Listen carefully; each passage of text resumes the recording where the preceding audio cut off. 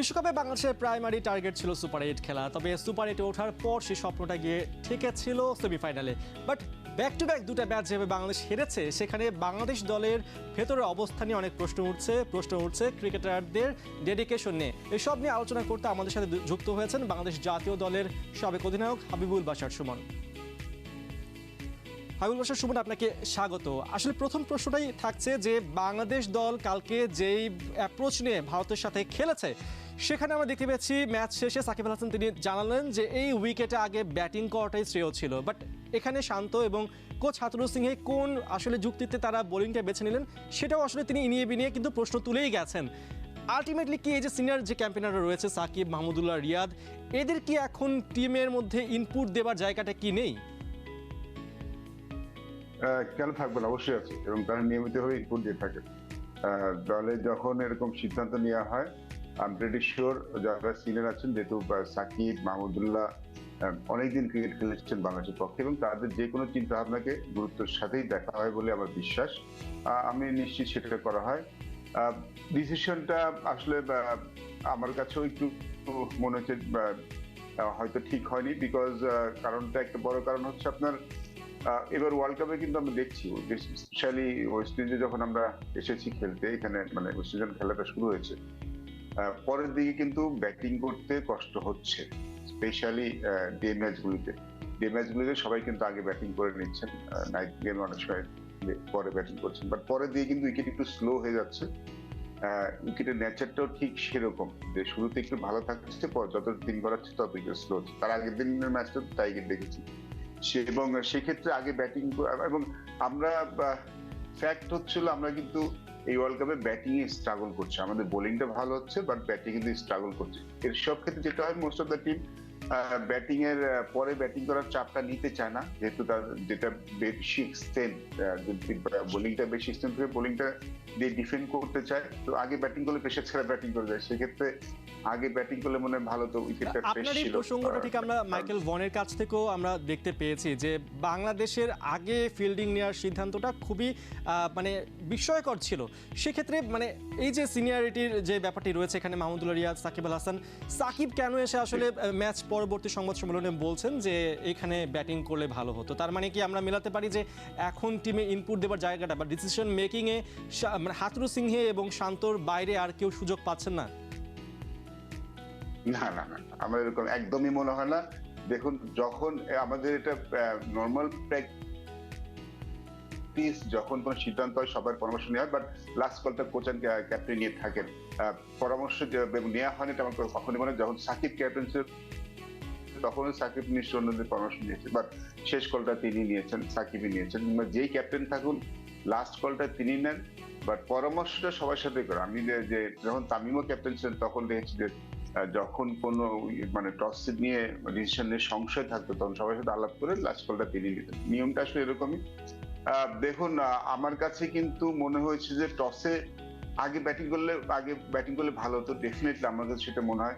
But toss কিন্তু ম্যাচের ভাগ্যটা সবসময় যে গড়ে দেবে তা না, আপনি টসে হারতে পারেন, সেক্ষেত্রে তো ইন্ডিয়ায় আগে ব্যাটিং করতো।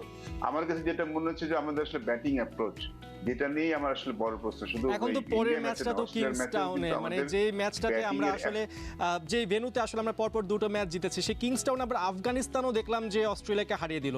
এখন এই উইকেটে বাংলাদেশ এবং আফগানিস্তান ম্যাচ নিয়েও কিন্তু দারুণ একটা প্রশ্ন তুলছে, আসলে আফগানিস্তানকে বাংলাদেশ হারাতে পারবে কিনা। এই বিষয়ে অনেক প্রসঙ্গ রয়েছে, অনেক প্রশ্ন রয়েছে। আপনি আমাদের সাথে থাকুন, আবার যুক্ত হচ্ছে আপনার সাথে কিছুক্ষণ পরে।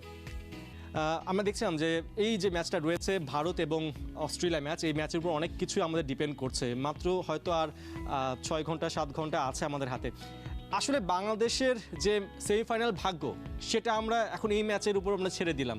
কি মনে হচ্ছে, অস্ট্রেলিয়া কি ভারতকে হারাতে পারবে, নাকি ভারত অস্ট্রেলিয়াকে হারিয়ে বাংলাদেশের স্বপ্নটা জিয়ে রাখবে? টু বি অনেস্ট, আমরা মনে হয় ট্রেনটা মিস করেছি। আমাদের জন্য ডিফিকাল্ট সেমিফাইনালে যাওয়াটা। আমরা দুটি ম্যাচ হেরে গেছি, লাস্ট ম্যাচ জিততে হবে, অনেক ইকুয়েশন করতে হবে। আমার মনে হয় যে এটা অনেক কঠিন একটা বিষয়, এটা অনেকটাই নেক্সট টু ইম্পসিবল হতে পারে, থিওরিটিক্যালি হতে পারে, বাট অনেকটাই একটা অনেক কিছু ইকুয়েশন মেলাতে হবে।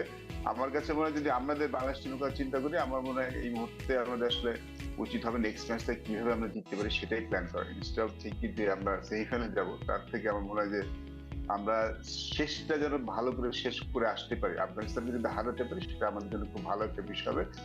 সেমিফাইনালের মানে প্রেশারটা না নিয়ে সেটা করলে মনে হয় বাংলাদেশ টিম এখন ভালো করবে।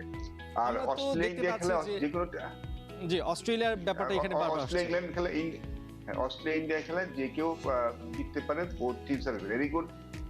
ইন্ডিয়া খুব ভালো ফর্মে আছে, অস্ট্রেলিয়া যে কোনো ফর্মেটে অস্ট্রেলিয়া কিন্তু চ্যালেঞ্জিং টিম যখনই এবং আইসিসি টুর্নামেন্ট যেহেতু হয়।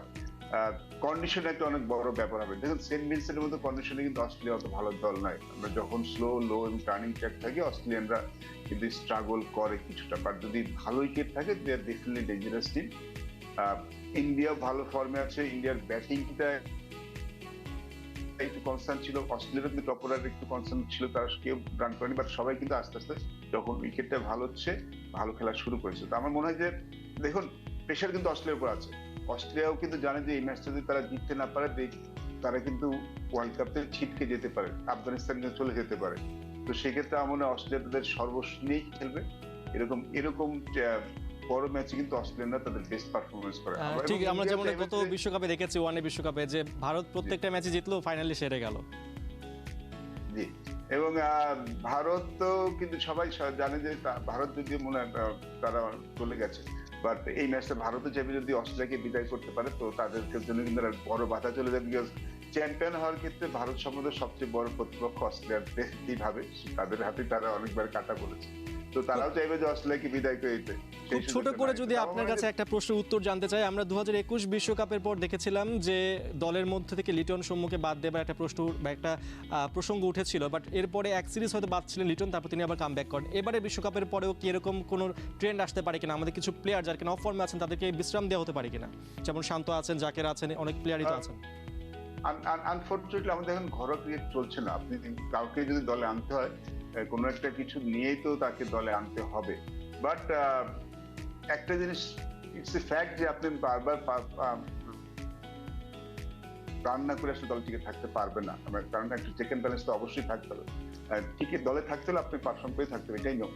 কন্টিনিউয়াসলি অফ ফর্মে থেকে যদি আপনি দলে থাকেন তাহলে সেটা আসলে দলের সাথে ভালো নিতে, এবং টি-20 ইজ সাচ এ ফরম্যাট, এটা অফ ফর্মের প্লেয়ারদের ফরম্যাট না, এখানে অফ ফর্মের প্লেয়ারদের সুযোগটা কমে যায়।